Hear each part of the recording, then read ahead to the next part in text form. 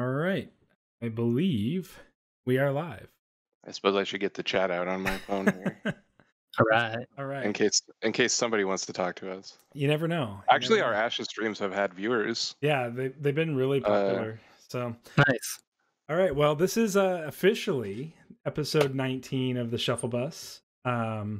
Neil and I are back. We have a very special guest, if you can see on screen. It's like 19 number 4 or whatever. Yeah, because we actually lost 4 other versions of the raw audio. Oh no! What happened to them, but they're gone. So I blame you. So episode 19 was supposed to be a Marvel Champions coverage stream, but instead we were replacing it with a very special guest, Mr. Nick Conley of Plaid Hat Games. Thank you so much for being here, Nick. I mean, it's super awesome to have you on and have a chance to talk about Ashes Reborn. There's a ton of stuff going on around this game. Right, like literally every stream, I wish that we had somebody that knew how Ashes works, so I could just ask you what I'm supposed to be doing. Yeah, we're definitely struggling. We're on the struggle bus when it comes to Ashes and trying to become better players. So, but before we get too far into that, I just want to give a couple of shout outs because we've had some new followers since our last stream. So I want to give Pixie Bob Jack a shout out. Thank you for following us, and Exodus 7477, 2 new followers. So we really appreciate that. It helps us get closer to our goal. And yeah, so let's dive into this thing. Neil is in the chat. Neil is already hyping the chat. So Yo. All right. So Nick, let's talk a little bit about how you got to where you're at Plaid Hat. I know that you kind of covered this a little bit on the Team Covenant stream. If you haven't watched that, watching us, you should definitely go check it out. But just kind of give us the 30-second or the 5-minute, however long you want to take to kind of go through how you ended up involved in Ashes, and then how you ended up in the role you're in today for Ashes Reborn.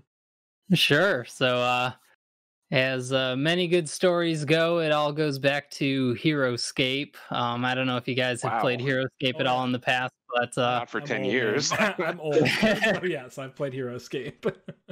Yeah, so that was kind of one of the first lifestyle games that really got me into the hobby board gaming scene. But like I've always played card games, whether there's like Pokemon cards or whatever growing up. But HeroScape was kind of the first one that I engaged in a online community about. So just through browsing HeroScape, one of the admins, or I think actually the creator of HeroScapers.com, which was like the fan site for HeroScape, was Colby, who went on to found Plaid Hat Games. So I saw an advertisement for Summoner Wars on HeroScapers and followed the link there, and that was kind of my introduction to Plaid Hat Games. So I got involved with playing Summoner Wars right out the gate there, and just kind of fell in love with everything the company was putting out there.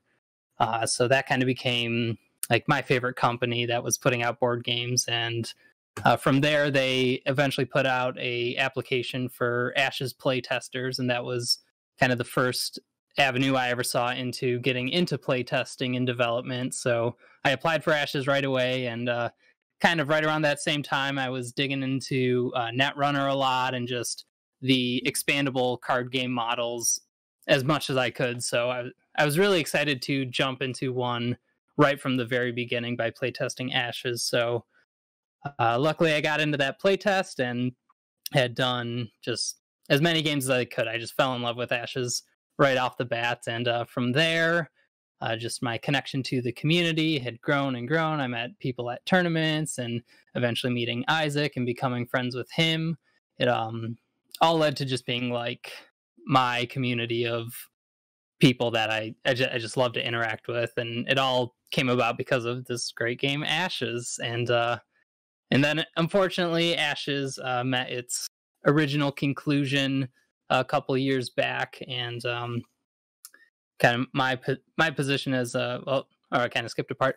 I became lead playtester kind of halfway through the life cycle of Ashes, and was just in charge of assigning tasks and processing all the feedback and just playing as many games as I could. And but yeah, then Ashes met its conclusion. But now with Plaid Hats in its new position, they're looking to reboot it into Ashes Reborn. So I was given the call to jump on for the game developer for that, and it's been such an awesome ride. Just being able to go back to the beginning with Ashes and kind of sort out some of the problems that had just spiraled out of control throughout the development cycle of that game, and I'm really excited with where Ashes Reborn is heading. Yeah. I mean, we've been keeping up on the spoilers that have been coming out. You've been doing a great job. I think about weekly we get a new update from Plaid Hat on your main and every Wednesday. Yeah, Ashes Wednesday. There's something to that. So yeah, but no, I appreciate viewers. What's that?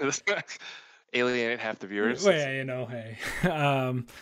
The main thing is to your point, like I was first exposed to Ashes at Origins 2015. I was actually in a vendor booth right down the aisle from the Plaid Hat booth. So nice. It was fun to see it come out at that point, and obviously it wasn't out and available to buy at Origins. It was just being demoed and shown because it was a Gen Con release, if I remember correctly. It launched the Gen Con right after that then.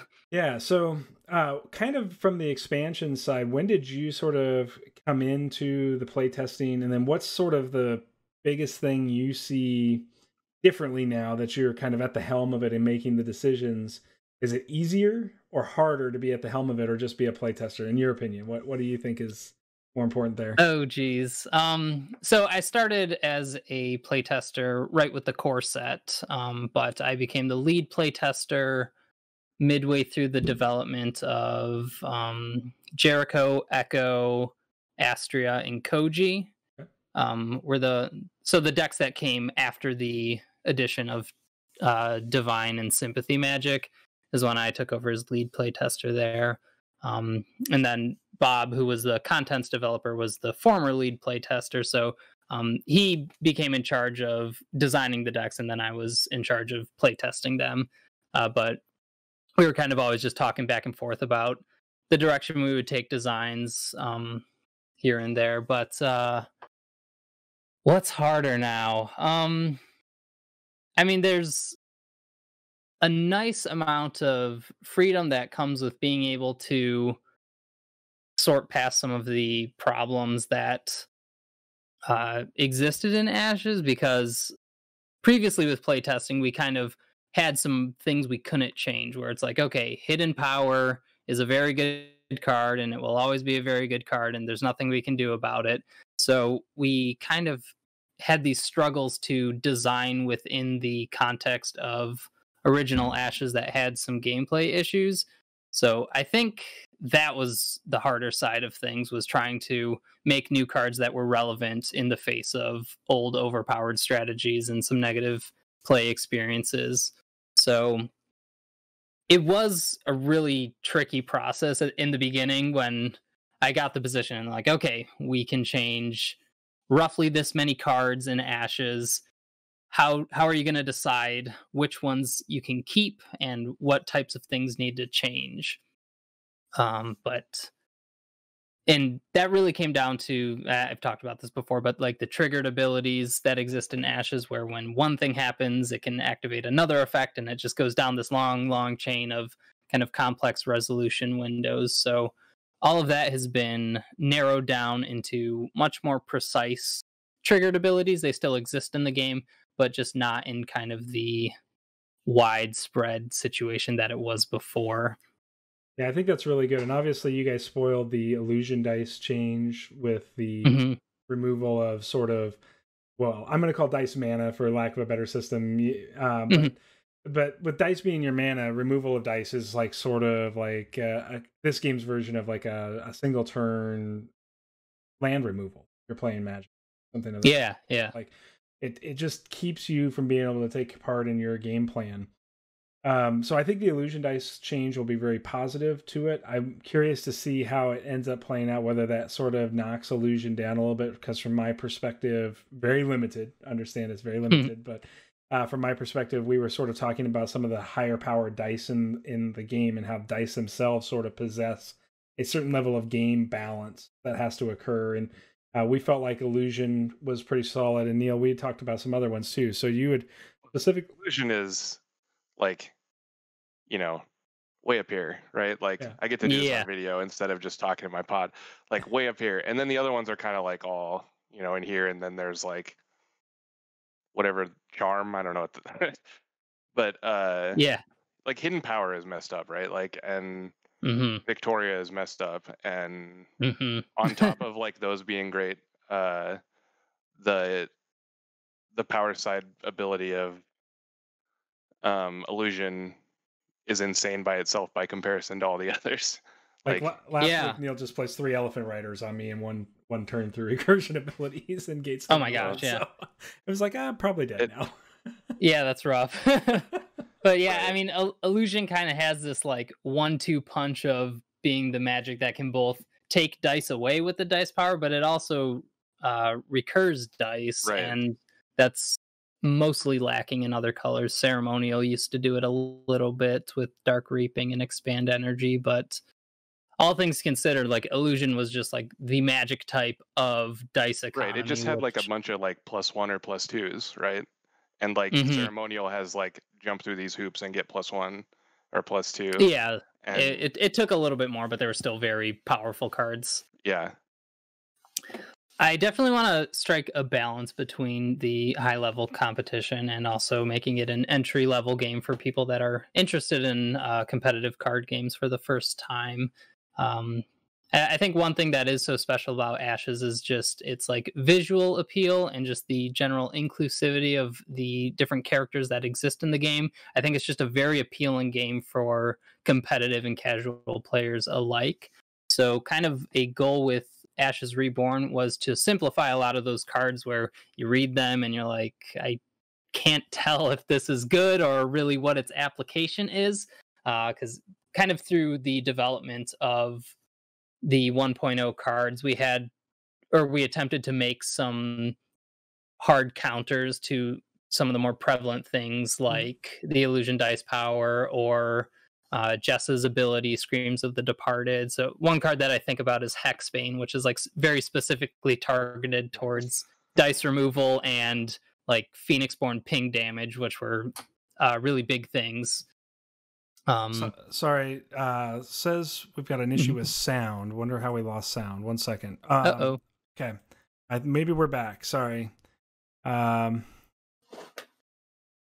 Let's see. I'm looking at chat now. Okay, cool. Sorry about that, Mad and Exodus. Appreciate it. I don't know what happened, but we're back now. So maybe there's a problem with my scene transition. We'll just stay on this scene. I was going to try to display some cards when we were talking about cards, but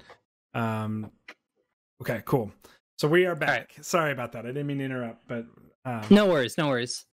Okay.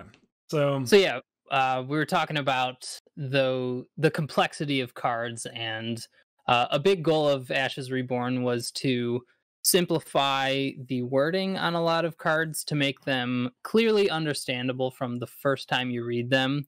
So you know exactly what a card will do, but it takes a skilled player to understand how and when to use that card. So sure. I don't want the high level of the game being, oh, I understand these edge case rule situations better than you because I've studied them online and can like get you with these moments in gameplay. I want everybody to understand all the cards and be able to process the board state at any given time and just make educated decisions during the gameplay. And I think a lot of those confusing situations can be a big deterrent for people trying to learn the game. So I hope that every pre-constructed deck now has a much easier entry point for understanding the cards and also kind of improving some of the cohesion and overall power level balance between them all.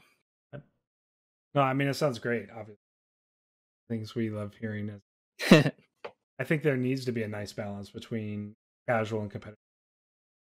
While competitive lists may only make up 5 or 10% of what you can explore in a game, sometimes at the end of the day, the casual lists make up the other 90%. And they should be fun, right? You should be able to sit down and play casual Ashes and have. Absolutely. Neil, what kind of questions do you have for Nick? Like, what are some things that you really want to talk about?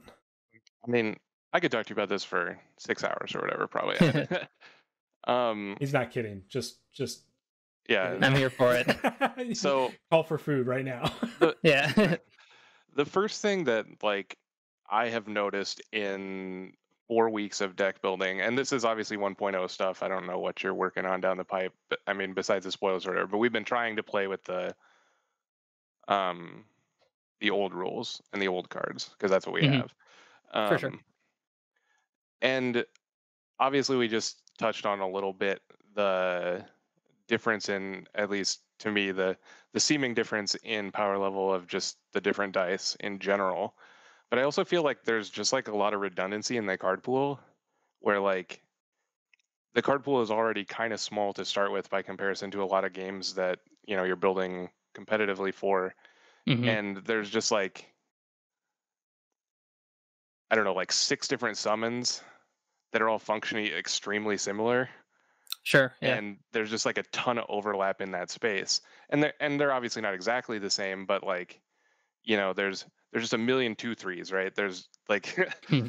like just, I don't know, like probably 15 X3s, Uh-huh. 2/3 or 3/3 or whatever, for essentially 3 dice in whatever amount of, whether it's through the combination of playing the ready spell and summoning it, or just playing it from your hand as an ally, whatever. Hmm. And, I end up only playing like 2 of them or something because they seem better Sure. than all the others. Like, I don't know if Probably that's, Frostback Bear is a good one you found, I'm sure. Oh yeah, yeah. yeah, The bears are Prospect the Bear, bears. obviously very good. Like, I'm a big fan of Battle Seer. She seems Yeah, solid. sure. I don't know. But it has seemed like when I've been building these decks and I look at the pool that there's just all this overlap, and I don't know, like I look at the decks on the Ashes deck builder and they kind of all have the same cards in them too. Hmm. Like what did like competitive lists look like at the end of when Ashes was, good? I don't know if that even extended to the end of the life of the game, or if it had degenerated at that point, because I'm not exactly sure like what caused it to go away in the first place. Um, but Yeah. like what did the actual like competitive lists look like? So almost every competitive deck by the end of the life cycle of original Ashes included illusion dice for the sake of hidden power, and whether it's to take your opponent's dice or to come back from when your opponent's taking your dice, it was basically a mandatory inclusion to just not fall behind on dice economy, which is too essential of a mechanic for the game to throw away. So everybody was just kind of playing the dice race, and a lot of um, kind of the swings between players would be who drew more dice recursion in a given round, and then they really can kind of just push the advantage because of that. So it kind of broke card draw in the game too, where it's like, okay, if players can draw more cards and get more dice recursion in a round, you're getting like these differentials of like, I have 13 dice to Right. your One 8 dice this one round. feeds into the other, and Yeah, yeah. like, So illusion was everywhere. There were some Phoenixborn that were clearly better than the rest. Herald was probably the best Phoenixborn at the end of Ashes 1.0. he's the one Uh, that has like marked for death, Here's the or hunter's yeah, mark. hunter's mark, yeah, or he whatever can it is. put the Yeah. hunter's mark on different or on different units to deal double damage to them, and then his unique card was also dice recursion. It let you, when you killed Right. something, I think you can draw a card, gain a die, remove that unit from the game. So it was just like a little bit of everything on top of just like an absurd life stat. So he had ridiculous stats, dice recursion, card draw, a little bit of everything, and was just Because each one of his hard to compete. alterations, right? Because he could stack his alterations, and each one would give him +1/+1/+1 battlefield, +1 life, +1 spell board, right? Right. Okay, Right. yeah, yep. I remember him. He definitely got pretty brutal in the times that I played him. So Yeah. we're getting some questions in chat, and definitely chat if you want to ask Nick some questions, please. Do so. Just we'll check them and then add in as we go. So, Pokemon Beer League is asking, how do you recommend building communities and organized play going forward? This is a good question. Mm-hmm.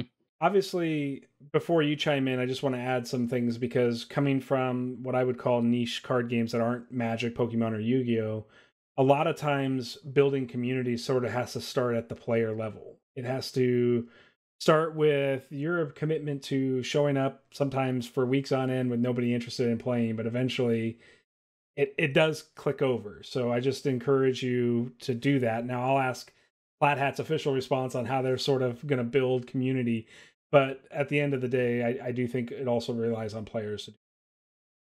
Yeah. Yeah, I mean, that's how my community started in Original Ashes, was just dedicating the time to demoing the game at my local game store and finding just a couple people that are interested in picking up the core set and meeting up once a week or whatever to just play the game. And eventually it grows into a group of maybe 8 people, and that's enough to have a small tournament at your store.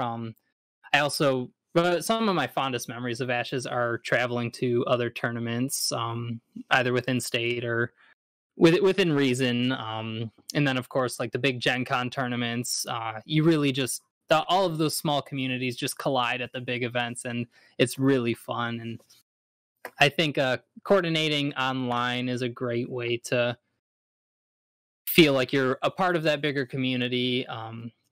And there's people playing Ashes online through Tabletop Simulator, and just all sorts of ways to enjoy the game outside of playing the game physically that I think can really enhance that experience.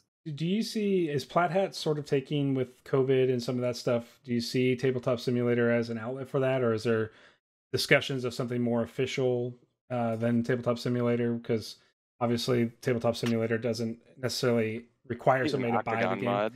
Yeah, Octagon's a great tool too, but I'm just curious if like there's a certain level of like officiality with COVID kind of changing the plans, because we don't really know when we're going to get back to a Gen Con Origins world, right? We just don't know at this point. And right.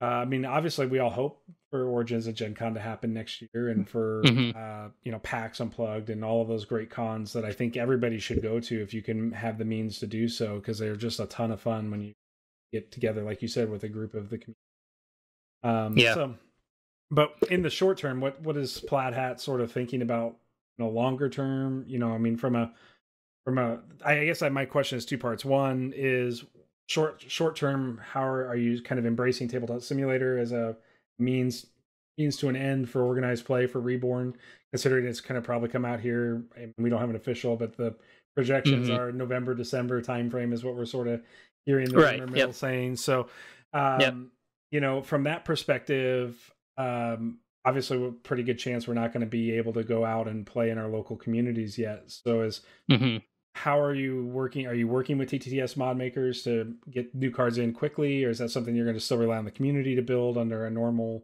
timeline? Because there can be some lag in between the release to actually being able to play. That sort of thing. So we have totally been using Tabletop Simulator for our play testing so far. So we have a functional mod of the Ashes Reborn upgrade kit on there for our play testers right now. It remains to be seen if that will expand beyond internal play testing, but I'm a big fan of Tabletop Simulator as just a resource for the board game community, especially in times like this where that is kind of one of the only feasible ways we can play games together. So I think it's a really good resource. My second question is related back towards the local organized play, and that is like if a retailer right now in the US, I know you're talking about global distribution, probably gets outside of your realm of expertise a little bit, but just you might have some insight into it. My local retailer, if they wanted to get involved here in the US, I mean, right now that sort of, is that just all being directly controlled or contacted through Team Covenant, or is Covenant acting like a distributor in the sense for a retailer that wants to become a store? Or is that something they're going to go back into the regular 3-tier system, which is what you're kind of trying to avoid with the PDP system in the first place? Or are you going to end up working directly with retailers? What's kind of the local retailer plan for the in particular? I don't know the specifics for how stores can connect through Team Covenant or Plaid Hat through distribution, but I do know that they can contact one or the other to get the details on that. So I don't know exactly the agreements they've made on that, but I know that they can still reach out, and that will hopefully be the case for tournament support as well.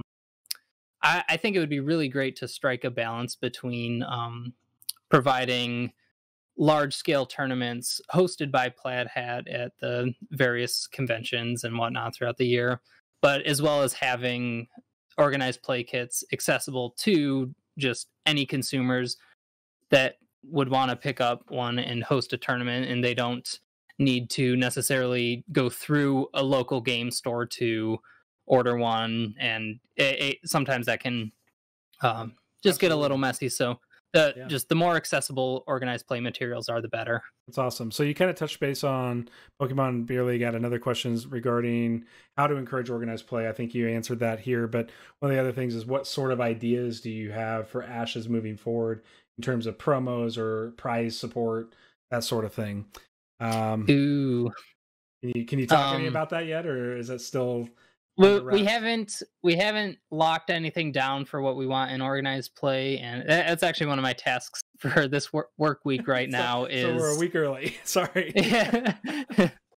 But some ideas that I've been tossing around, and obviously this is not confirming anything or not, but I think like flip open boxes to hold your dice that also function as like an active dice pool and an exhausted dice pool would be pretty cool. Just have like kind of a physical space to do that, and also cool ways to store your stuff. Yeah.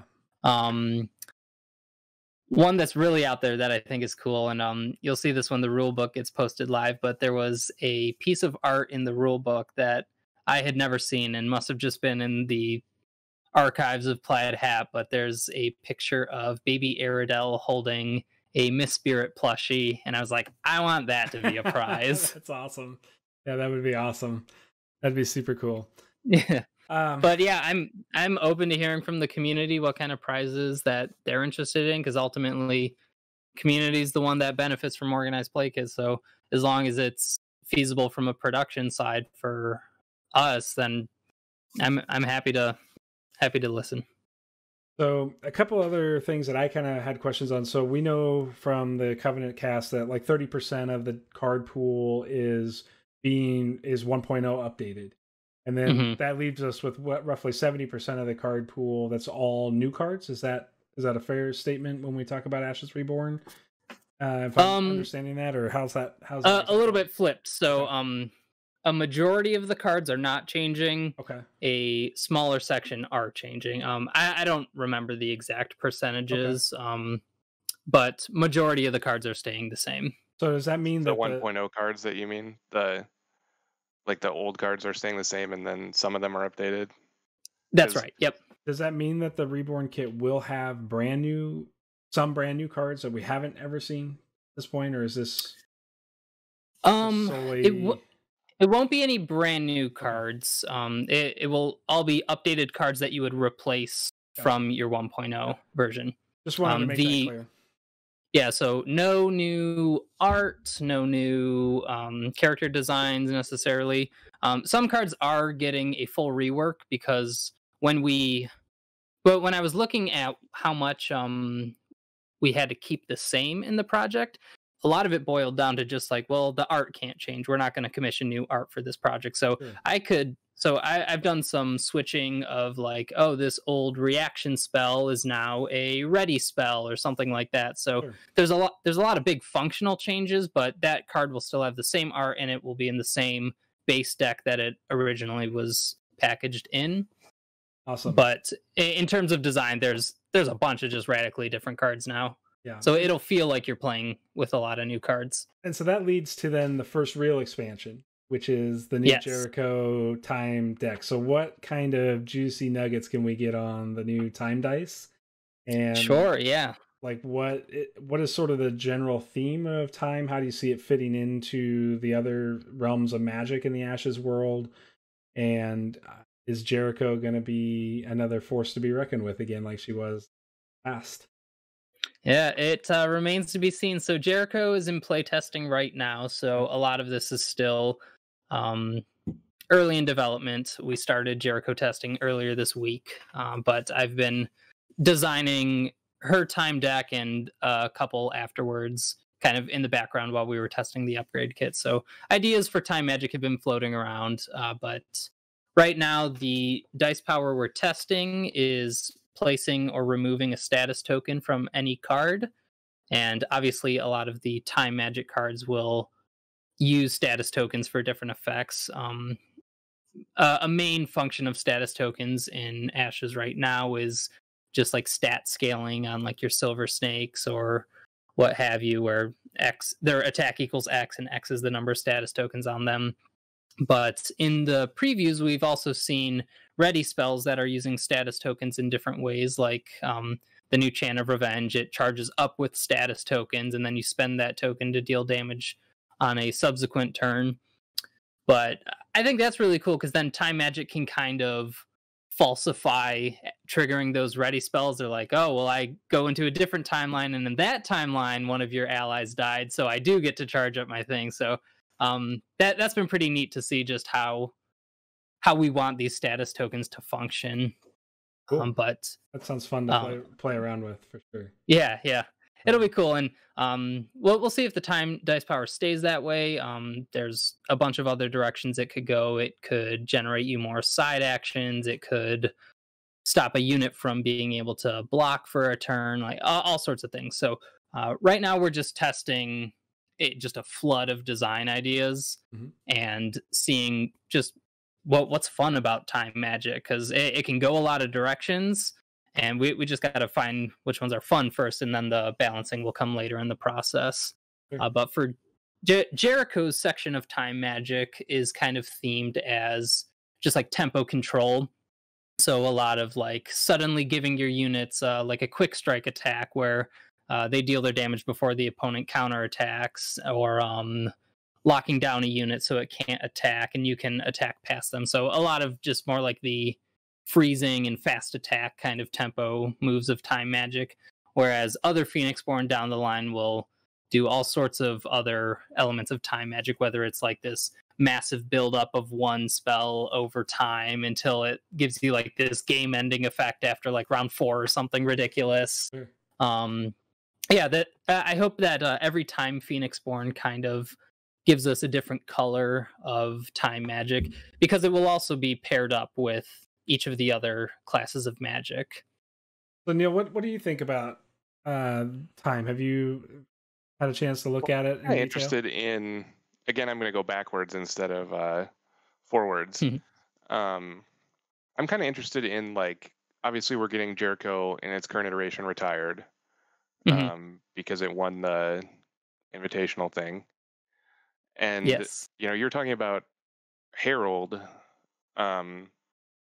and like just from my current assessment of the game, which I have, you know, no reason to believe is correct, you know, the ones that seem really unfair to me are like Victoria and Herald and what was the super expensive promo that like rerolled them? Auric. Yeah. Like, by comparison, Jericho doesn't seem that good. Like she's fun, she's cool, right? Like, am I just missing something? So a couple things in there. Jericho wasn't actually the winning Phoenixborn of the tournament. Okay. It was the player who won that tournament got to decide which Phoenixborn won the like lore War of Ashes. So that was one of our playtesters, Brian. I believe he won with a Herald deck, but then chose Jericho to be kind of the hero of the story of Ashes. Sure.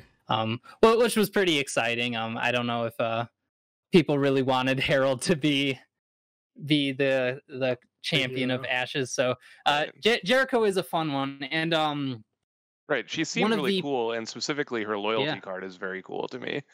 But oh yeah, the double edge is really strong, and I hope players like the new one that we have cooking up for her too. It's a totally different card, but I think it's proven to be really fun so far.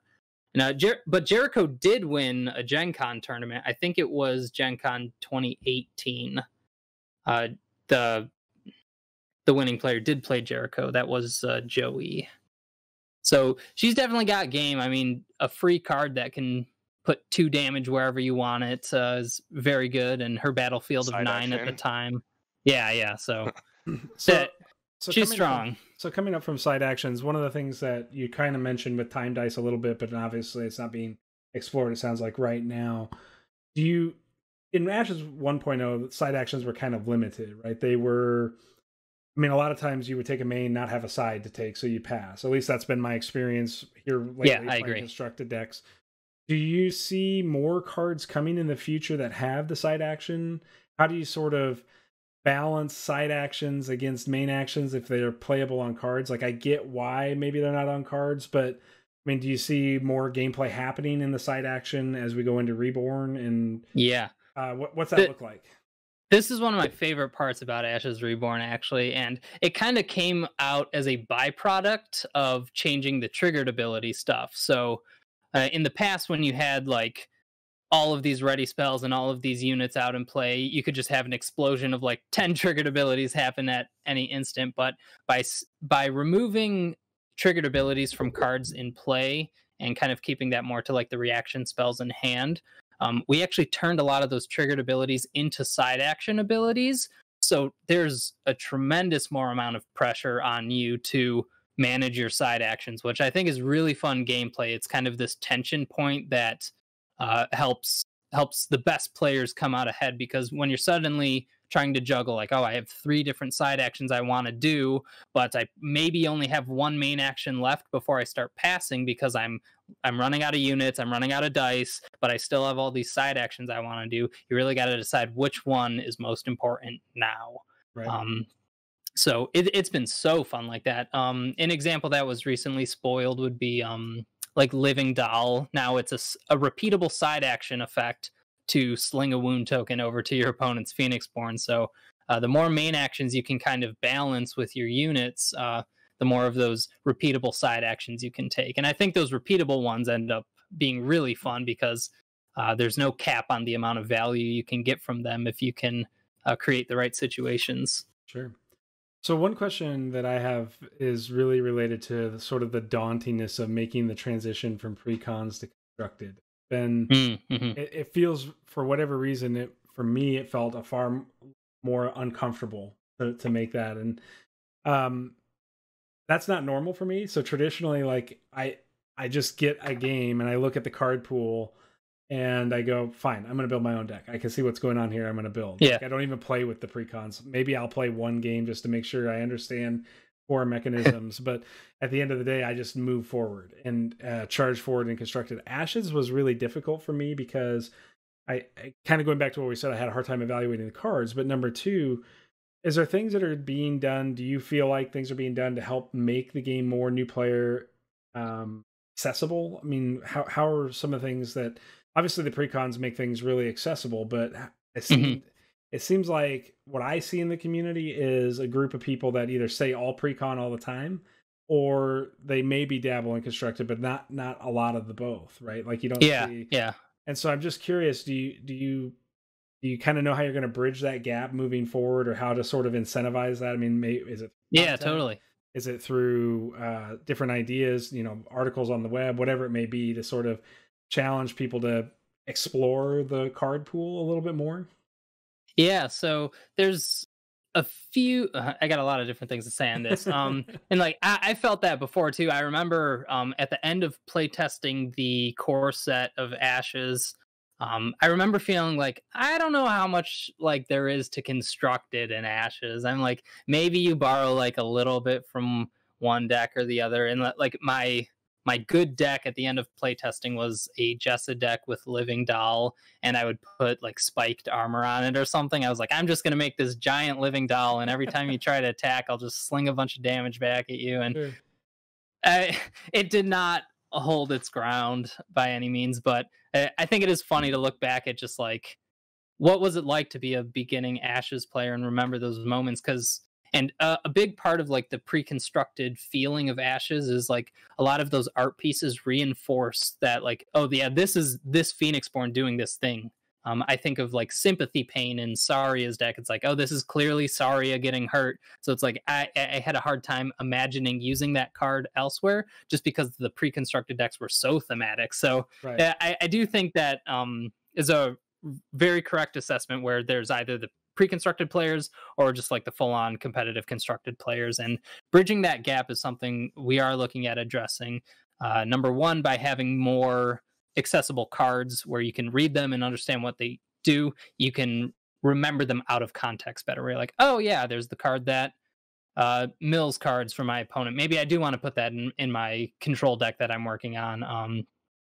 But yeah, just a general simplification of the language in the game, I think, will help players blend those decks together. And some of the playtesters on the playtest team right now have been working on this really awesome side project, just like totally on their own.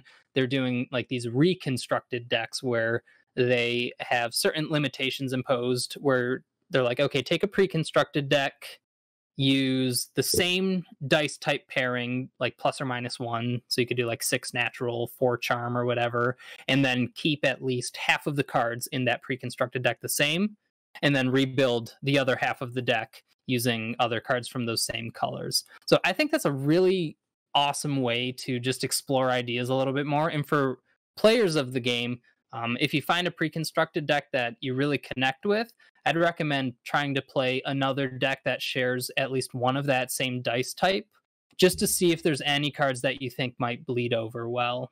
Yeah, no, I think that makes a lot of sense. I just was sitting here thinking about the like drafting precons, like just laying the Phoenixborns out and drafting the precons would be a fun way to just like challenge people to see more of the card pool in a reasonable way. And if you can close the gap on some of the precon deck, and the Phoenixborn, there's a really big opportunity there. Accessible. Yeah. And it also sort of incentivizes people to try new things. Now it's time to explore the deck builder's toolkit, if you will. Yeah. See what happens. Yeah. I think we struck a really nice balance between the Phoenixborn 2 and Ashes Reborn. Quite a few of them have gotten some tweaks to them, whether it's just stat points here and there. What's that? Does Symbali do something? Symbali does do something. She's pretty good now. Okay, because I played her 2 weeks ago or whatever, and it became very apparent to me very quickly that she actually does nothing. And yeah, yeah. She's probably the most embarrassing precon deck that's out there. It was just hard to kind of balance the polarizing mechanic of conjuration removal that her deck was kind of themed around. Either it did absolutely nothing because your opponent has 5 copies of whatever, and Symbali's never gonna afford removing all of them, so it doesn't matter. Or they remove your 1 Glowfinch that Leo has, and then he's like, I guess I don't get Glowfinches for the rest of the game. So it was an interesting mechanic that ended up kind of being a bust. So I'm happy to say in Ashes Reborn, conjuration removal is completely gone. It's not a thing in the game. So, but related inside the game pile, from the conjuration pile, like removed from the game. Right. Now they just go back to the conjuration pile as normal. Yeah. And one thing that go ahead. If you have more thoughts on this, please continue. Yeah, sure. One more thing on conjurations would be we also did a general reduction of the conjuration counts of conjuration. So instead of like 5 being the average that you get for a conjuration, that's trimmed down to like 3. So like 3 is a big number. Some conjurations are limit 1, some are limit 2. Misspirits are still 10 because they're misspirits, but as a general rule of thumb, the conjuration counts have been lowered to kind of encourage more diverse battlefields. There's like that famous picture from Gen Con where it was like 5 owls against 5 owls, and people are like, the Ashes meta is solved, but that was just like a really unique scenario. But anyways, that was lower conjuration counts. I laughed because I went back, like when Ashes Reborn was launched and announced, I went back and was like, okay, I'm going to watch some videos because I got to remember how this works. And that was like the first video that came up on Ash's gameplay. Yeah. Search YouTube was like Gen Con 2016. It was a Leo like owl fight. And I was like, Team Coven is like, I don't know what's going on. And I'm I don't know what's going on either. It is the super rare control matchup. I've never played or seen that deck played, but that specific situation sounds absolutely miserable just from like reading what those cards do. Like it's just Yeah. It was interesting because it was like a whole like 40 minutes of like no like people taking like 1 or 2 damage. You're like, I mean the game looks close, you're right, like from a life point total. But Mhm. and then all of a sudden it's like, oh well, everybody's just dying now because there's no Yeah. cards to draw. So, Yeah, that was a real grinder, and it was cool actually. The deck that won, that was Matt's Southern Dandy deck. It kind of brought owls into the light as a competitive game. Nobody had seen a control deck of that power at that time. The meta was very aggressive, if I'm recalling correctly at the time. It was basically like slam your Hammer Knights and Frostback Bears down and just duke it out on the battlefield. But that was kind of the first major successful control deck, and it went on to win the tournament. So yeah, that game that was filmed just happened to be this Leo matchup, which was like unheard of at the time, and it turned into just like, okay, we both have to be using three-eyed owls or else we're gonna fall behind. As just this strange attrition game. like let's both play one card in hand and like take 10 hours to win the game. Yeah, very It very happened, technical. yeah, it was a technical game, and I mean obviously that was why it was past Mhm. the like understanding of the commentators on it as well as probably a casual viewer. It's For like, sure. I don't know what's going on here either, but nobody's doing anything because nobody can, you know. So kind of bringing back to the point, obviously the combat's being redesigned in Ashes Reborn to help Mhm. try to prevent stalled states. That's something Yeah.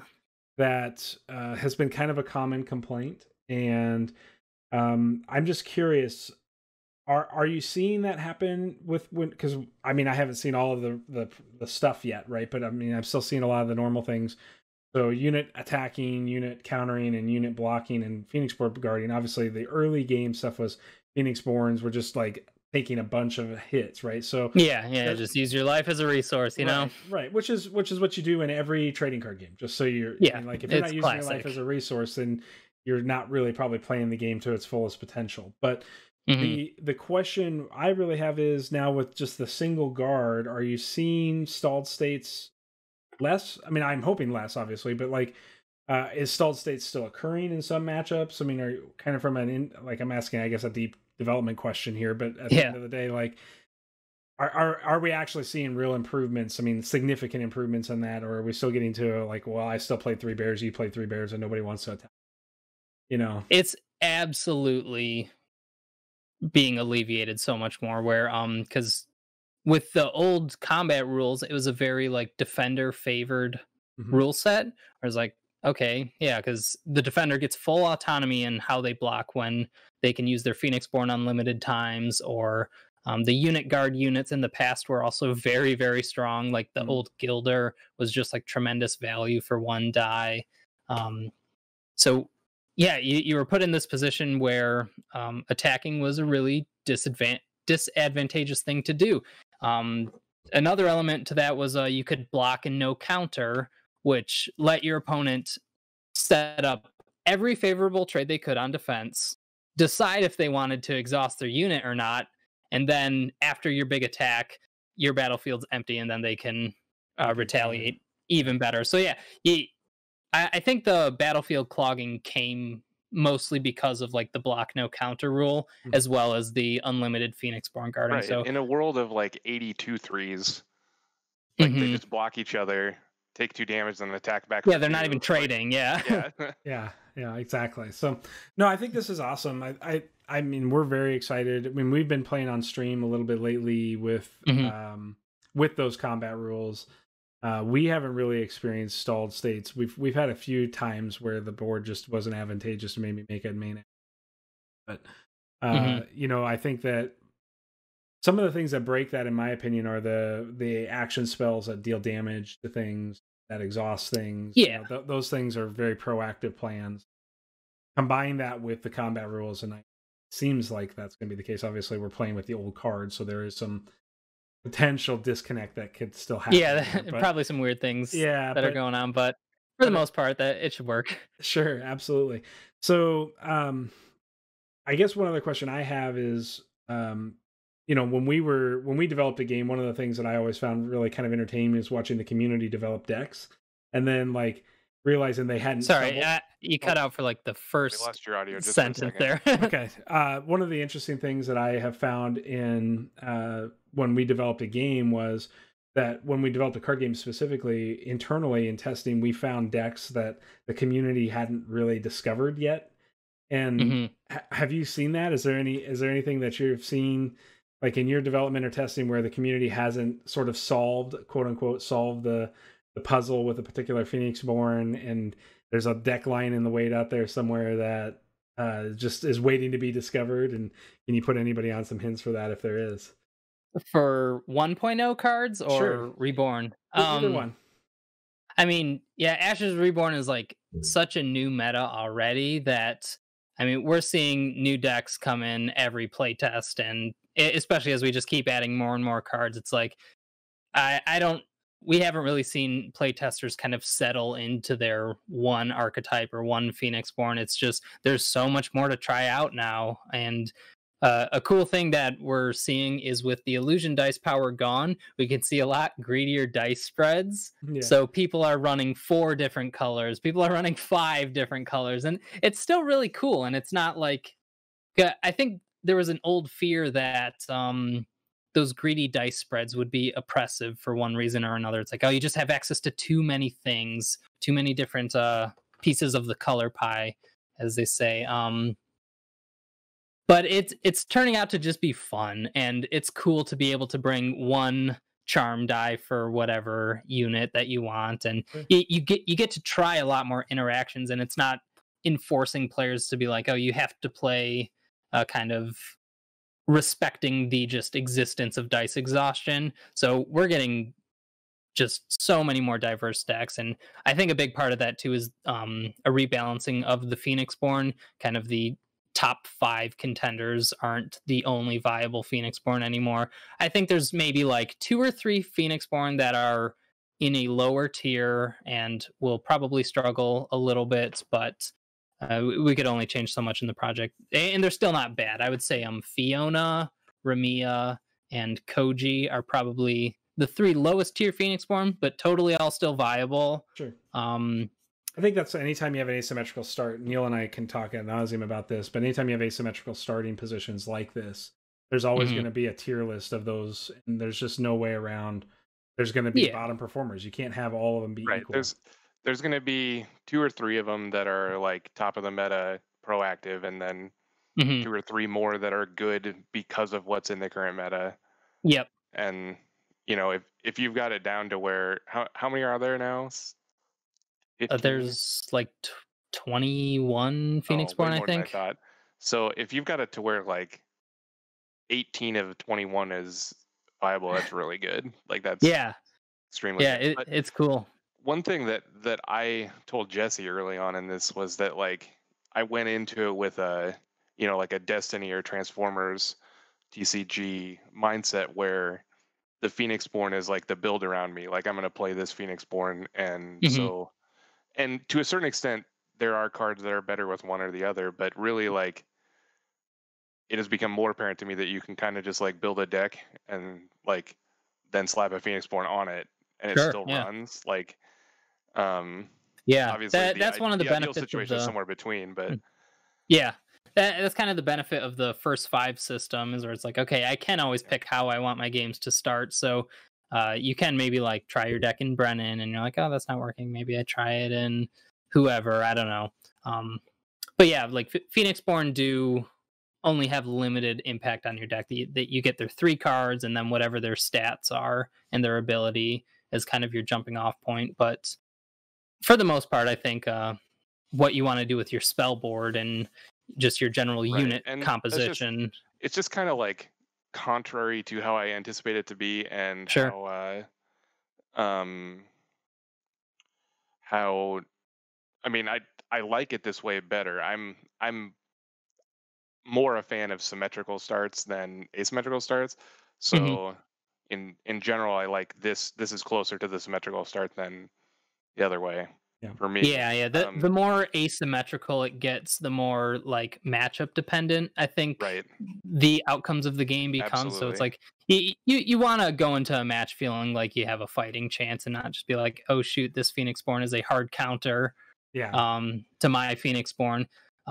Really what one of the coolest parts about Ashes is having like strategy pivots built into your deck where it's like I can bring X, Y, and Z for my spell board in my first 5, but against so-and-so opponent, I'm going to drop 2 of those and replace them with this, and now my deck has an entirely different function to it. It really rewards an understanding of the card pool and predicting what your opponent's game plan options are based on their Phoenixborn and their dice. That was something that we discussed last week in the stream, and like that definitely not the level that I'm at yet. I'm just like ready to like play 2 or 3 more ready spells than I have spell board just because I know that this matchup needs it kind of situation. Yeah, we're just not there. I mean, we definitely have been there in other games. And I know we'll get there in Ashes. I have 2 additional like kind of general gameplay type questions. One is very specific, and this is something that Jesse and I have talked about. I don't know if we talked about it live or just offline, but this happens frequently. Remember whether we were on stream or not when we had these discussions? I talked to him way too much. Yeah. So the specific question is the starting 5 situation. This is a thing that I like a lot. It's really interesting to just like have your single frost bears or whatever. Like you get to have this opening hand where, I don't want to necessarily draw 3 copies of this throughout the course of the game, but I want 1 to start. Like it's a very cool feeling to always have that sculpted. Now, the downside to this that I see is something that I've talked about in other games, and specific to this one, the comparison being the Magic card. I don't know if you know anything about Magic, but there's a Magic card called Once Upon a Time that recently got banned in Standard. That was like the free draw card, right? If it's the first card you play in the game, it's free. Yeah. And you look at the top 5 and get a creature or land. And so one of my favorite follows on Twitch for the Magic community is Luis Scott Vargas. He's a pro that plays Magic.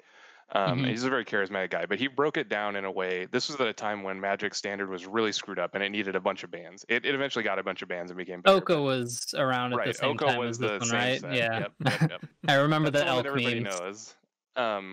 But he was talking specific to Once Upon a Time because it reduced the variance of the game down to a point where like almost every game was the same. Sure. Because you always had like the perfect start off the Once Upon a Time. And the 5-card starting hand is essentially like super Once Upon a Time, right? Like you just like you literally have the best options. So from your point of view, obviously playing thousands of games of Ashes or whatever and playing it competitively, like how many games do you see that just essentially start the exact same way every time like that? And is that a downside? I think the first round of Ashes does have kind of this establishment feeling to it where you're developing your ready spells for the first time. So the first round tends to be slower in that sense, as I play down a book, you play down a book, I maybe summon, and then you decide, oh, do I want to block it or do I want to summon? So, but even from like that decision point on, things start to change, where it's like the order in which our units come out is going to dictate who has advantage on the battlefield. So even though you have your same 5 cards that you might bring every single game, the battlefield texture, I think, really starts to spread that apart right from the get-go, which is pretty interesting. And there's one big difference between Magic and Ashes that I think this choose your starting hand thing is related to, is Magic is a game with a ramping resource system, and your curve is very important. So like if you're playing an aggro or a mid-range deck and you can pick your starting hand that lets you go 1, 2, 3, 4, it's like you're in pretty good shape. Right.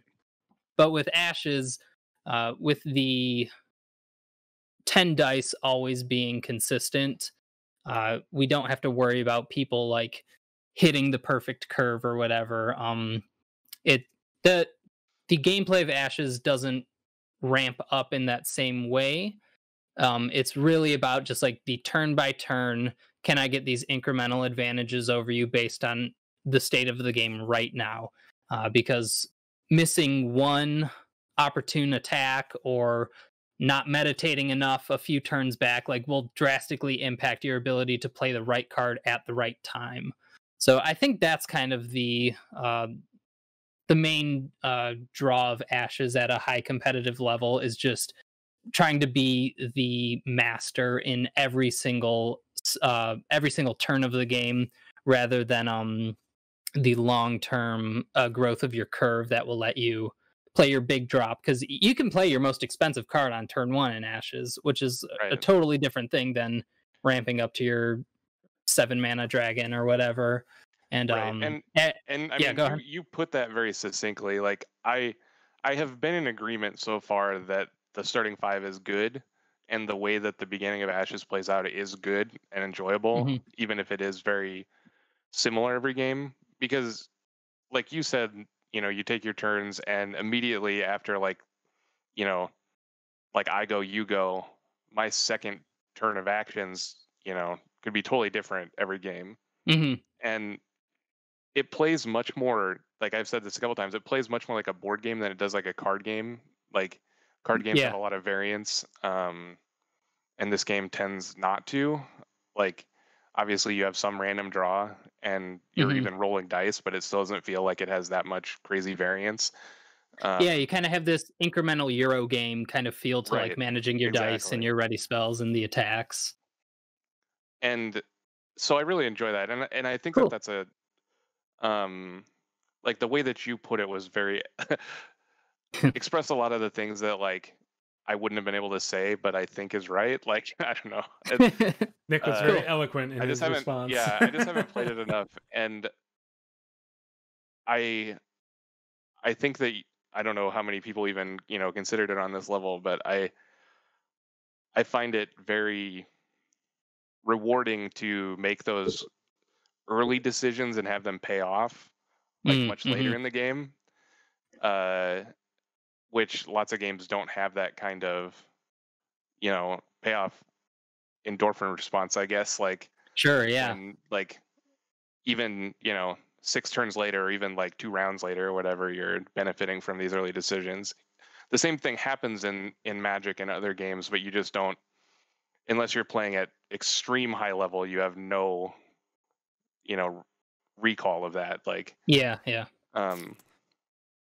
second more wider ranging thing that I have been questioning, and I know you've used these terms like aggro deck or mid-range deck or control deck to describe some things out there in the ether, and for me, I've been having a hard time like categorizing any Ashes deck as anything other than like a grindy mid-range deck. Like the game feels, it's like all 1-for-1s for sure, and like since you refill, you can't like 1-for-1 them to death. Like again, I'll use Magic because that's what I'm most comfortable with. Like the Magic control decks play some 1-for-1s, and then they like play some draw 2s to get ahead. Yeah, they start card advantaging on top of you. And Ashes doesn't feel that way. It feels like a mid-range Magic type deck where like a Jund or something, where I'm just playing like discard 1, like playing like a dude that trades profitably, which is something that like a control deck would never do. So what would you describe like a control deck as, or like a very aggressive deck as in Ashes? Because they all kind of feel the same to me. Yeah, I agree that those archetypes don't carry over into Ashes in like a 1-for-1 way. Because it goes back to the ramping resource thing too, where your aggro and mid range is trying to curve out to win on tempo, while your control deck is trying to win on value by surviving long enough to where you're out of resources. And while there are comparisons in Ashes, because like you can run out of your deck and you can start taking fatigue damage, that's not the same thing as an aggro deck being out of gas on turn 5. Right. Neil's really good at killing himself. I love value, man. Yeah. Yeah. So yeah, in Ashes, like you do always have to be playing for value. You do always have to be playing for tempo too. So like it's kind of deciding between one or the other every turn. I feel like where it's like, okay, I need to. If I have an opportunity to attack with my 3 attack unit, I better get it in right now. And I hope that whatever their response is, I have an answer for next turn. Because if I don't, they just aggro me back, and then we're at square one again. But that's where that kind of Eurogame feel of Ashes, I think, really shines, where it's like, okay, I have a backup plan for the next 3 turns, and I'm trying to pose questions that my opponent can't answer effectively or ever like kind of swing the initiative back to me. So yeah, like I say aggro decks, but like that it doesn't quite translate well. Like we have some decks that maybe their first 5 is like 5 allies, and they just say forget spellboard development. I'm just gonna put down all my units because I have a huge battlefield, and I'll just try and do as much damage there, and hope you don't get a board wipe on round 2, and just kind of like continue that advantage. One of like the more aggressive strategies in Ashes relies on deciding if you're going to be the aggressor based on who's the first player of Ashes. So a critical turning point in every game of Ashes is the top of the round, because everything's refreshed, all your dice are back, and you're like, okay, if I controlled the board in the first round and now I have 3 units to your 1, and I'm first round 2, I get an awesome attack against you. Right. So you can, yeah. That's what we have definitely seen in our small number of games, is like we get this board state and there's a lot of like unit attacking, and like, you know, at the end there's just like, okay, I take an attack on your Phoenixborn because I have nothing better to do, and then the game ends immediately, like the turn that somebody that has a large board state gets the first action. Yeah, it can be hard to come back from. You go like, you know, they have like 19 health or whatever, and you've done 3 to them up to this point, and then all of a sudden they're dead. Like that's right. Like, so Maniacal Raven has asked a question. I get to ask this question. Oh, you get to ask it? Well, yeah, because we kind of have a little joke here at the Shuffle Bus that says, early on in the pod, I made the statement that you have to play limited or we can't be friends. Yep. And that is definitely our slogan through and through. I love drafting. Maniacal Raven asks, is drafting kept in mind with 1.5 cards and development? And he says, you guys know drafting is the most fun, right? And that's correct, Maniacal Raven. You're absolutely right. We can be friends. There cannot be any larger answer than yes, that is 100% correct. So,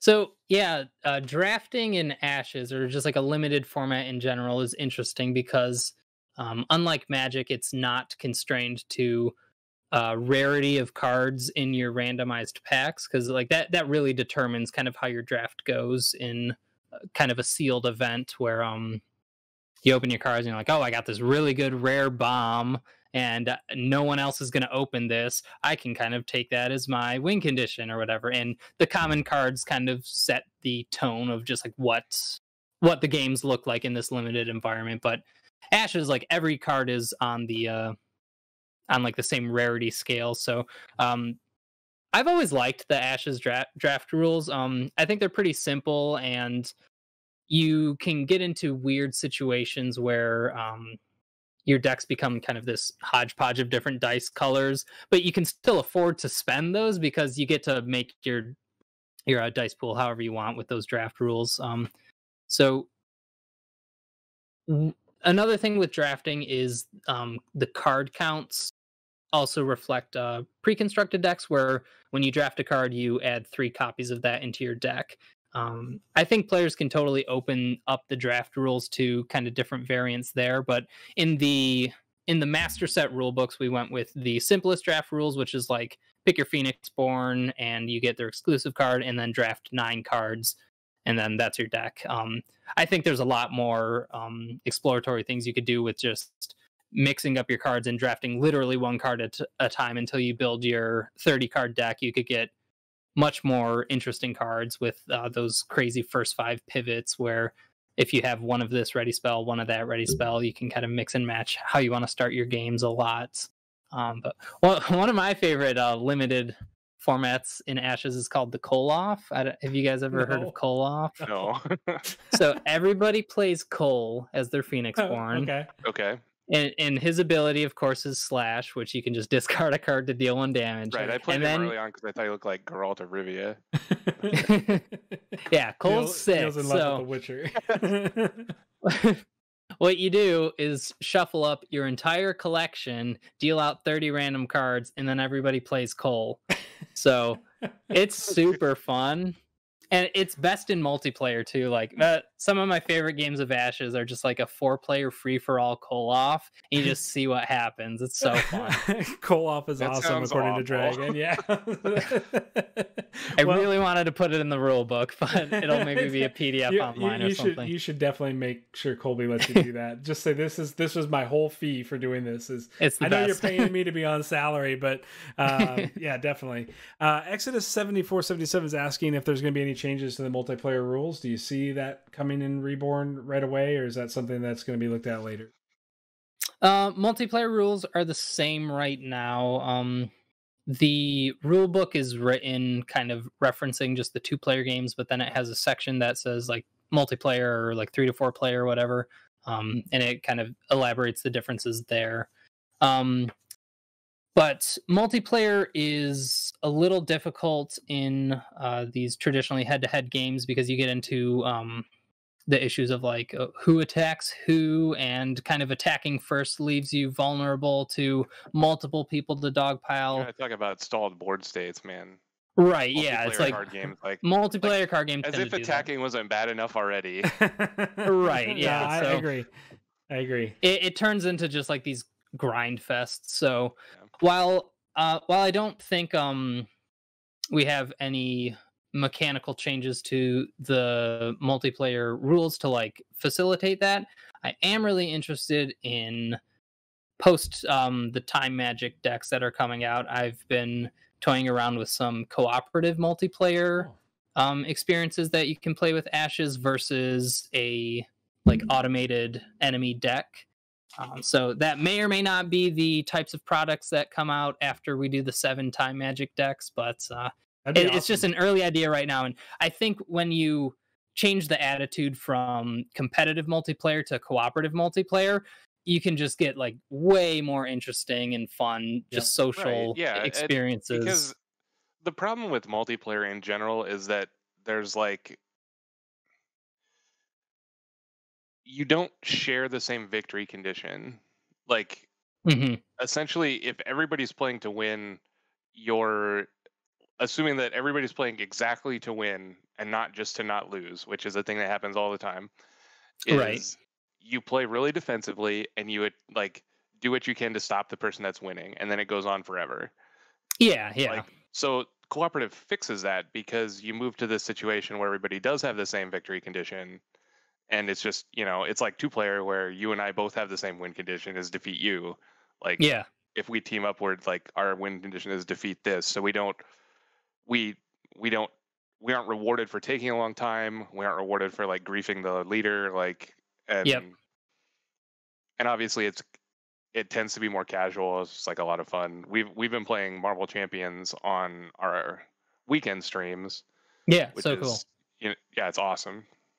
It's so much fun because we like to take a break from the competitive nature. We do so much like competitive dueling. I mean, we're still actively involved in the Transformers community, even though we're not doing for it anymore. And I mean, when you start doing all that sort of like back and forth dueling all the time, and then you add in Ashes Weekly and all the games we're playing there, you start going, okay, well, it's nice to be able to just be like, well, I'm not getting beat by Neil anymore. That's what. Yeah. He gets real sick of it. I do. What can I tell you? But I don't want to take up too much of Nick's time. I was hoping to have you for an hour. We have gone over, which we are notoriously great at, Nick, so. Not a problem. I do have one final question because I tweeted out that we were doing this, and the Plaid Hat Twitter person, whoever's in charge of Twitter over at Plaid Hat, said we knew all along Nick was the Phoenix. So is that true? Were you all along the Phoenix? Because I put your head on top of the Phoenix on our. But yeah, I have some card spoilers if you guys Yeah, let's do that. That sounds amazing. want a couple cards. Let's do it. I thought since I'd be on the shuffle bus, it'd be appropriate to spoil any of the new cards that deal with shuffling your draw pile. Perfect. That's awesome. So let's see. I think I got 3 of them here. So one changed card comes from Odette's deck, the Divine Magic. That's Emperor Lion. So this is a conjuration unit. It's summoned for 2 divine class Really and 1 popular basic. one too, isn't it? Like at least it was on the decks that I've seen. Yeah, it's just like a big beater unit. Yeah. It was just strong and did damage. So now the Emperor Lion is a 3/3/0 for stats, and it has this new ability to synergize with the laws that are in Divine Magic. So it says, when this unit comes into play, search your draw pile. You may reveal a ready spell with law in its title and place it into your hand. And then you can immediately play a law from your hand without paying any main or side action costs. Ooh. And then you shuffle your draw pile. That's sweet. That's awesome. Did you say the summon cost? It's it's 3 dice, 2 divine and 1 basic. It's the same as it was. Yeah, so the book is the same, the unit's changing. Okay. Which is a trend you'll see in Reborn a lot. The books weren't necessarily the cards that needed any changes because it just says pay this, summon a unit, but a lot of the units themselves have changed when they had those. That's super issues. cool. Like, yep. You just get to, like, off the top of my head, you get to like search up the law of your lion fights their guy. I don't remember what it's called. Yeah. Law of domination. Domination. Yep. Is the one. That's super cool. The other one was law of no reaction spells, right? There's a law that's you can play no reaction spells. Yes, that's law of sight. Law of sight. Yep. Thanks. So I remember law of sight because I played it in an early. We had net decked early constructed just to kind of bridge the gap, and law of sight was in my deck, and I was like, oh, this seems really cool. In fact, we made a mistake on stream that night because somebody got to play Ice Trap while I had law of sight. It was me. Bummer. Neil beats me, but he's really good at cheating and me not catching it. The first day we played Ashes, and you played a card that has like a book's worth of text I know. Well, that lion sounds awesome, man. I can't wait to play. That's a lot cooler than he was before. I mean, he was a guy before, but that's much more interesting. Yeah, I think it's cool. And like laws have always kind of been bordering on the territory of like, are they playable? Are they unplayable? Because they like fit into that tech card role. Cards, right? Yeah. Right. Yeah. So, but we don't have sideboards, so yeah, you got to decide if you're gonna put them in a deck or not. So yeah, I thought the line would be like a cool way to lean into the theme of the laws and Divine Magic, and with an ability to search your deck for the one you want, that certainly becomes a lot more playable. And it comes into play with the lion too. You still have to pay for the law, but you don't have to pay any of the action costs. Yep, that's awesome. But yeah, I'm super excited about that. It's a pretty unique card. Yeah. I got another one for you if you want. Yeah, well, if you keep them coming, whatever. We're not going to stop you, man. We could be here all night. I'm excited about it. Yeah. Nice. So, Augury is a card from Ramia's deck. This is a Sympathy Ready spell. And this one hasn't changed a whole lot on the surface, but there's some cool things we can get into. So, Augury costs 1 Sympathy class and 1 basic to put down now. So, it costs 1 more die to put down, but activating it is free. So it says when this spell comes into play, you put 3 status tokens on it, and then side action and exhaust, no dice. You search your draw pile. You can reveal 1 card with a magic play cost equal to the number of status tokens on Augury. So first you search for a 3-cost card, and then you remove a token. Then next round you search for a 2-cost card. Yeah, 1-cost card. What's different now is Augury doesn't discard itself when it runs out of tokens.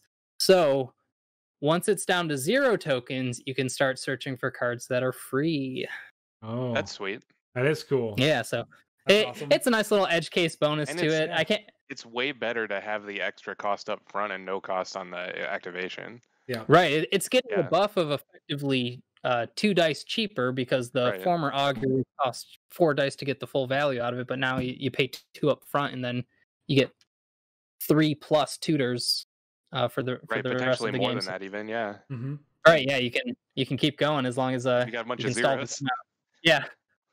Except I'm not sure it was so funny. Sorry, Exodus says 4 cost will time dice. I don't know what that's saying, Exodus. Maybe clear that up so we can add any clarity. Oh, I think they're saying if you put a status token with the time dice power on Augury, you can bump it up to 4. Yeah. Yeah. If you put are there even any 4 costs in the game? This is going to show how unfamiliar I am with it. I think there's one. I think there's one 4 cost card left. Well, you can just keep stacking them and then grab iron rhinos. I guess. I don't know.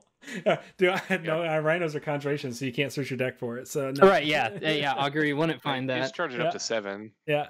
Well, yeah. No, Augury only gets spells though, huh? Augury's searching for the play cost on a card. So Summon Iron Rhino has a 1 die play cost. Right. You just charge it up to 7 and get Elephant Rider. An elephant. Oh, the elephant, yeah. Those are retired now. They don't count. Okay. Yeah, you can't get elephant riders anymore. The wheels are turning in Neil's brain. How do I break this as fast as possible? I would not play Augury. I was trying to play an elephant rider. Yeah.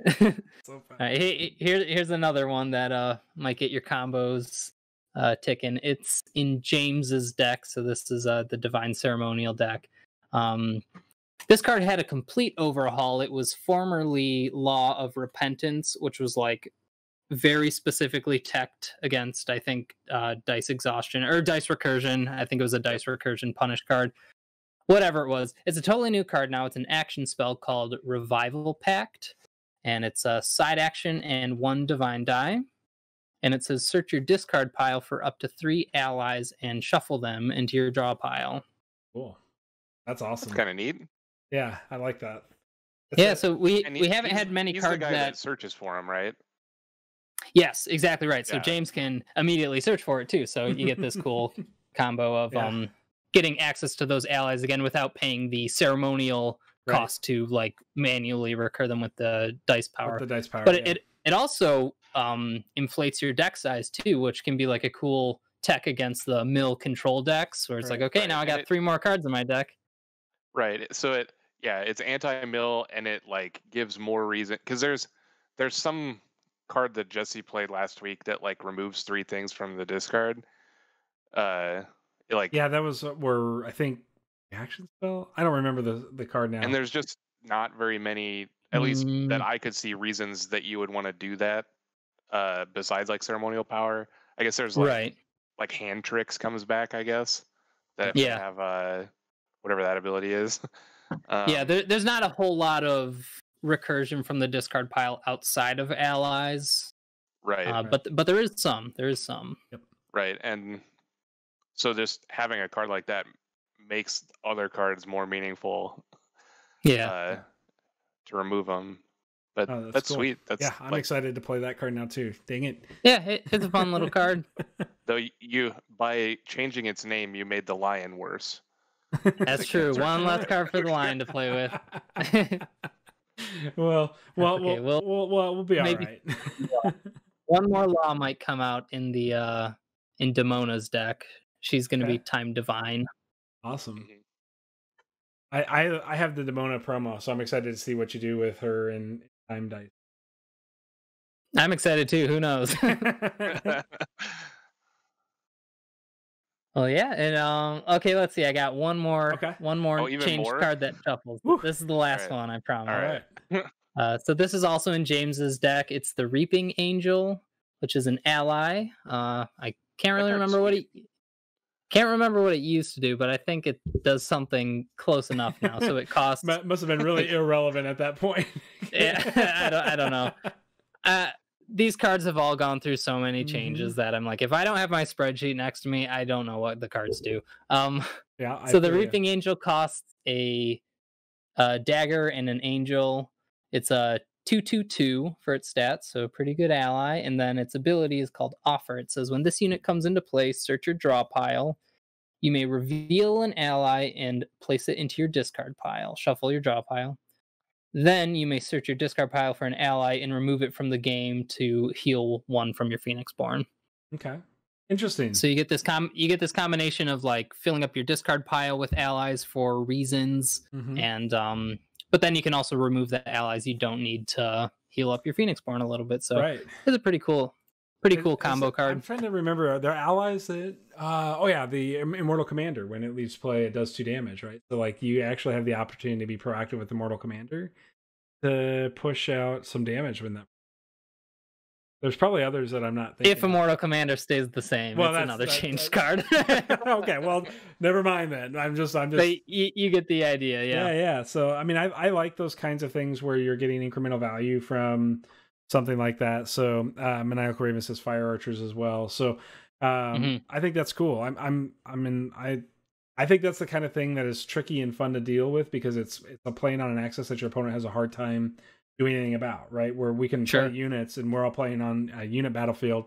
So we're playing on this axis where we're all working together. But when when things get removed from from play, and they have effects, that's something that plays on an axis that other people can't deal with. So if there's enough of that, it can be very powerful. So I'm pretty excited to see where that all goes. I'm liking the changes to James. James is a really cool Phoenixborn that I haven't explored yet, that I've kind of been wanting to explore, because just tutoring up an ally seems like a very powerful ability. He's a very strong Phoenixborn in Ashes Reborn. Watch out for James. Cool. Okay. I'm excited for that. He hasn't changed. The Phoenixborn himself hasn't changed, but his unique card had to be changed. But he's still very, very strong. Good. Well, Nick, I just want to thank you so much for spending an hour and a half of your time with us. I'm sorry that I know it's supposed to be an hour, but you've been a trooper through all of this and helping us as relative noobs to this game learn more about it and how to move forward with our experiences. Neil and I love to draft, so maybe we'll explore some drafting ideas as well for this game. And then we'll go from there. But we're going to continue to stream Ashes live on Thursday nights, and we're hoping to continue to support the community in any way that we can. So if we get closer to Reborn, maybe we'll have you back on to talk about all of the spoiled cards and what we're seeing come out of it. And by then, maybe Neil and I will actually be halfway good at the game. If you have a Thursday off, just watch us and tell me how bad I am. Yeah, seriously. Reborn Chat. Just be like, you guys suck. You don't even know what you're doing. You're supposed to meditate there. What are you doing? For real. So, well, Nick, thank you so much. It's been an honor. Thank you so much for having me, and it's great to just talk with Ashes players, and thank you guys for putting out content for the game. Sure. Every little bit of community involvement goes a long way, and Ashes kind of has always been this small but dedicated community, and kind of the PDP model that we settled on also supports these small communities that want to keep the games they enjoy around. So it's super exciting to see that happening. Yeah. I think it's there's a lot of energy in the community right now. So I think you guys are doing a great job. Keep up the good work. I feel like Ashes is in really good hands with you at the helm, and we will be in touch with you again in the future, man. All right. Thank you guys so much. Thanks. Have a good one. Thank you. All right, everybody. Thanks for the chat. Appreciate it. Anybody that was in chat, if you missed this, we'll have it on YouTube and also on our SoundCloud podcast. So we will see you all next week for Thursday with Ashes. We should really make this a thing, Neil. And Sunday Fun Day with Marvel Champions. Yep, we're on this scenario too for Champions. So, all right, thanks everybody.